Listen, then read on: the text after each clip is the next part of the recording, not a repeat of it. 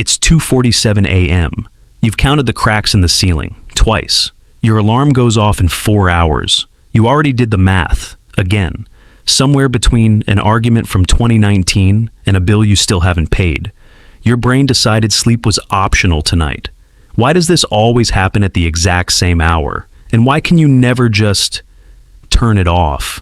First, you're not broken. This isn't a willpower problem. It's not just relax more or stop thinking about it. Your brain is doing something very specific right now. Once you see it, you can't unsee it. Here's the real cost of tonight. Tomorrow you're foggy, short-tempered, running on fumes. And the night after that, it happens again. Same time, same spiral, same exhaustion. By the end of this video, you'll know exactly why this happens, including the real reason it's worse at night than during the day, which is not what most people assume. And you'll walk away with 4 tools you can use tonight, including 1 sentence that can shut a spiral down in under 10 seconds.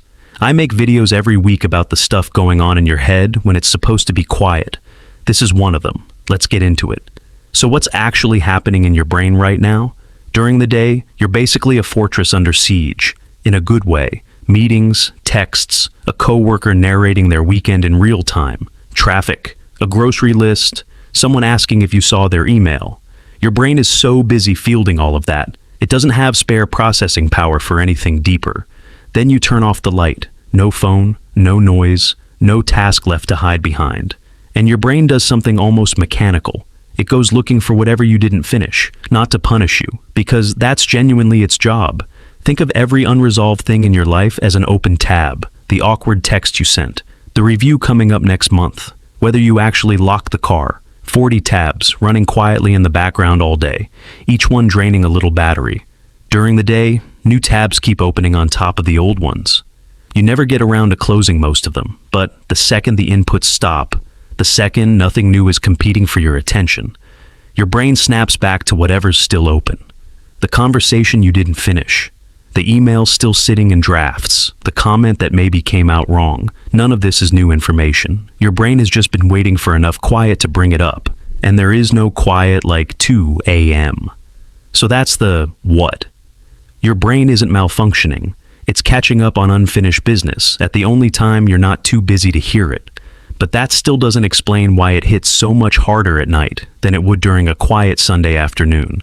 That part's next, and it's the real reason this feels so hard to control. Why it's worse. At night.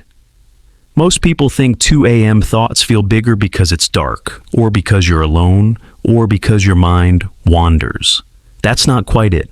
During the day, when a bad thought shows up, you have a built-in bouncer standing at the door. It's called your prefrontal cortex, the rational, let's actually think this through part of your brain. A thought pops up, what if I get fired? And the bouncer steps in immediately. Is that actually true? What's the real evidence? It talks you down before the thought gets any momentum. But that bouncer runs on energy, real, finite, biological energy. And by 2 a.m., after a full day of decisions and stress and emails, that bouncer is exhausted, same as the rest of you. So, the thought shows up, and there's nobody checking IDs at the door anymore. It walks straight into the middle of the room and starts talking, loudly. At the exact same time, nothing outside is pulling your focus away. No meeting in 5 minutes, no phone buzzing, no friend to talk you off the ledge, just you, the thought. And total silence for it to echo around in. A tired, rational brain plus 0 outside interruption. That combination is the actual reason the same thought that barely registered at 3 p.m. can feel like a 5-alarm fire at 2 a.m. It's not a bigger problem, it's the exact same problem, with nobody guarding the door. And once that door swings open, here's what tends to happen next. But here's the part almost nobody talks about. The spiral itself has a shape. And once you can see the shape, you start catching it faster every time. It starts small, almost always. Did that text sound weird? That's the whole thought. That's it. Except your brain doesn't leave it there. Did that text sound weird turns into, what if they're annoyed with me? Which turns into, what if they've been quietly annoyed with me for months? Which turns into, what if I'm just bad at relationships in general? Which turns into you, at 2:53 a.m., relitigating a friendship from 2016. One thought, 40 thoughts, 20 minutes, gone. Psychologists call this rumination. Your brain replaying and expanding the same worry on a loop without ever actually resolving it. Here's the mechanism. Each new thought doesn't just sit next to the last one. It borrows its emotional weight and adds more. By thought number 10, you're not responding to reality anymore. You're responding to a story your own momentum built. And here's the trap. In the moment, it never feels like a spiral. It feels like you're finally being honest with yourself. Like you're getting somewhere, solving something. You're not.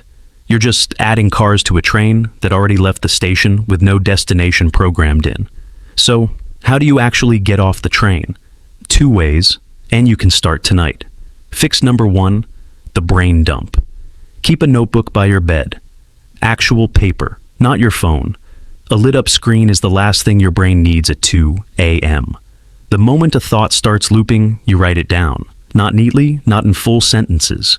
Just enough words to get it out of your head and onto the page.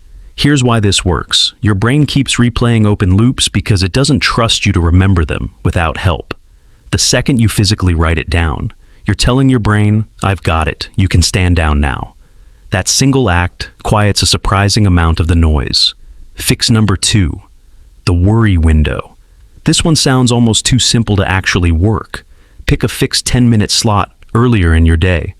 Right after work is usually a good spot. During that window, and only that window, you're allowed to worry as hard as you want. Full permission, no holding back. Every other time a spiral starts, at dinner, in the shower, at 2 a.m., you say one thing to yourself. Not now, you have an appointment for this. Tomorrow, 6 p.m. It'll feel fake the first few times, like you're lying to your own brain. But brains are more trainable than people think. After a week or two, most of the 2 a.m. energy starts showing up at 6 p.m. instead, where you're awake, in control, and not trying to fall asleep and solve your life at the same time. 2 fixes down. Here's where it gets interesting. Fix number 3 works on your body, not your thoughts. It's called the physiological sigh, and it takes less than 30 seconds. 2 inhales through your nose, 1 long, 1 short, stacked right on top of each other, then 1 slow exhale through your mouth. That's the whole thing. Repeat it 5 times. This isn't a breathing exercise for the sake of it. It's one of the fastest known ways to manually lower your heart rate and tell your nervous system, we're safe, we can stand down. Your mind has a much harder time spiraling, while your body is actively calming itself down. Fix number 4. And this is the one I promised you. The sentence. A thought is not a fact. Say the back in your head right now. A thought is not a fact. At 2 a.m., I'm going to get fired doesn't feel like a thought. It feels like information, like something you already know to be true. It isn't. It's one interpretation generated by an exhausted brain at the single worst possible time to trust it. Therapists call this cognitive defusion, learning to watch a thought go by instead of climbing inside it and moving in. Here's the exact move. Next time it happens, say, I'm having the thought that I'm going to get fired. Notice what shifts. That's not you stating a fact anymore. That's you watching your own brain do a thing it does. And a thought you're watching has a lot less power over you than a thought you're drowning in. 4 fixes. One thing to remember above every single one of them. Let's bring this all the way home. 3 things worth remembering next time it's 2 a.m. 1. Your brain isn't broken. It's just off-duty and unsupervised. 2. A thought spiraling doesn't mean it's true. It means you're tired and it's quiet. 3. You don't need to solve it tonight. You need to interrupt it. That's the whole job. Write it down, give it an appointment, breathe it down, watch it instead of living inside it. You won't get this perfect the first night or the 5th, but every time you catch the spiral a little earlier, you're rewiring something that took years to build. That's not nothing. That's the whole game. If this is a once-in-a-while thing, these 4 tools will help. If it's most nights and it's wearing you down, that's worth talking through with an actual professional. Not because something's wrong with you, because you deserve more than 4 hours of half sleep a night. Now, I want to hear from you. What's the thought that keeps showing up at your 2 a.m.? Drop it in the comments. I read every single one. Subscribing means you're not figuring this out alone next time. New tools like this, every single week. And next week, I'm covering the thing that's almost worse than overthinking. Why your brain waits until you're finally falling asleep to remember something embarrassing from 8 years ago. See you in the next one.